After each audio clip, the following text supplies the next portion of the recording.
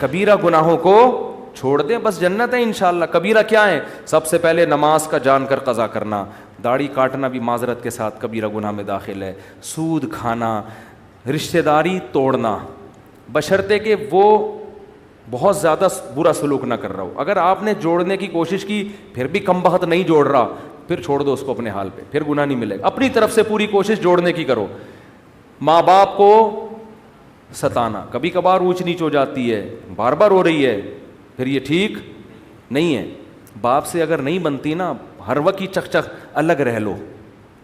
جب لڑکا جب بالغ ہو جاتا ہے، شادی ہو جاتی ہے، تو ابا کے ساتھ رہنا فرض نہیں۔ بعض دفعہ ایسے ہوتا ہے کہ واقعی ابا ہی تھوڑے سے ٹیڑھے دماغ کے ہوتے ہیں، وہ بچے کو جینے ہی نہیں دیتے، وہ جب بھی گزریں گے کچھ نہ کچھ ہوتا ہے یہ بعض دفعہ۔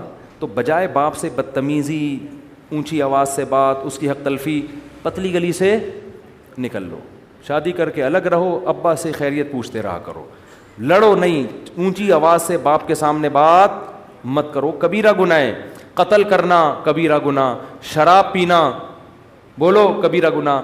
غیبت میں بھی دو قسمیں ہیں، کچھ غیبتیں ہلکی پھلکی ہوتی ہیں، وہ صغیرہ میں داخل ہیں، کچھ غیبتیں بھاری بھرکم ہوتی ہیں۔ بھاری بھرکم وہ ہے جس سے اگلے کی عزت کا جنازہ نکل جائے۔ آپ نے کسی کو برائی میں دیکھا، زنا کرتے ہوئے یا کوئی اور، اسلام نے کہا اس پہ پردہ ڈالو، آپ نے لوگوں کو جا کے بتا دیا یہ کام کر، حالانکہ وہ چھپ کے کر رہا تھا۔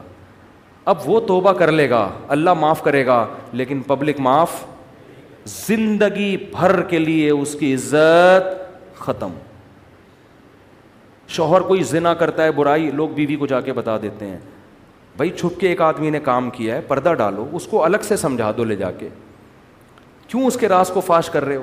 اب بیوی کو جب بتا دیا، ہو سکتا ہے شوہر بعد میں تبلیغ میں وقت لگائے، کچھ بھی کرے، توبہ کرے، اللہ معاف کرے گا، لیکن عورت کے دل میں جو بال آ گیا، جو اس کا گھر تباہ ہوگا، برباد ہوگا، یہ اب اس کی تلافی کبھی بھی بولو نہیں ہو۔ پردہ ڈالنے کا، عورت کے جرم پہ بھی، مرد کے جرم پر بھی پردہ ڈالنے کا حکم ہے، ہائی لائٹ کرنے کی اجازت نہیں ہے۔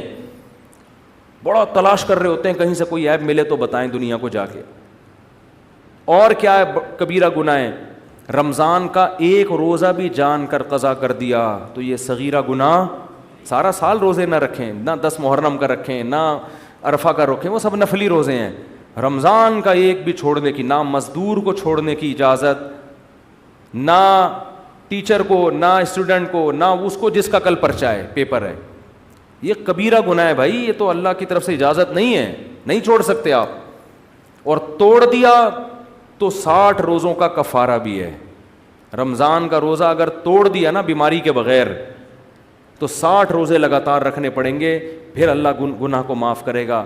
تو یہ بھی زکوٰۃ نہ دینا بھی کیا ہے؟ کبیرہ گناہ ہے۔ سال میں ایک دفعہ اللہ 2.5% مانگ رہا ہے، تو یہ سب کبائر میں داخل ہیں۔